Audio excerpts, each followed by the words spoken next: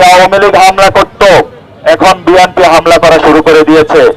আরিফুল ইসলাম আদিবের উপরে একটু আগে হামলা হয়েছে। এই ঢাকা মেডিকেল, এটা কোনো মেডিকেল না, এটা হলো একটা ভুতুড়ে অবস্থা করে রাখা হয়েছে। কোন রোগীর কোনো চিকিৎসার ব্যবস্থা নাই। বিভিন্ন জায়গায় যে ইকুইপমেন্ট গুলো রয়েছে সেগুলোতে দুর্নীতি চলে। ইনশাআল্লাহ আমরা আসলে এগুলো বন্ধ করব।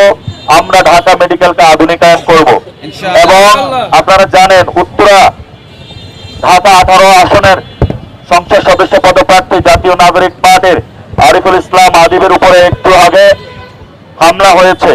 আমরা এই হামলার তীব্র নিন্দা জানাই। আগে আওয়ামী লীগ হামলা করত, এখন বিএনপি হামলা করা শুরু করে দিয়েছে। হামলা মামলা করে জাতীয় নির্বাচন বানচাল করা যাবে না, যাবে না। বড় অভ্যুত্থান হয়েছে বাংলাদেশে একটি সুষ্ঠু ইলেকশনের জন্য। আমরা 15 বছর ধরে অপেক্ষা করছি ভোট দেওয়ার জন্য। আমাদের ভোটাধিকার যদি কেউ কেড়ে নিতে চায়, আমরা আমাদের অধিকার আদায়ের জন্য যা যা করা দরকার সর্বোচ্চ শক্তি প্রয়োগ করব, কিন্তু আমাদের ভোটাধিকার আমরা কেড়ে নিতে দিব না ইনশাআল্লাহ। এই জন্য আমরা যারা হামলা করেছে, মামলা করার প্রস্তুতি নিচ্ছে, আমরা তাদেরকে হুঁশিয়ার করে দিতে চাই, হামলা মামলা করে ইলেকশন বানচাল করা যাবে না এবং জনগণের ভোটাধিকার কেড়ে নেওয়া যাবে না।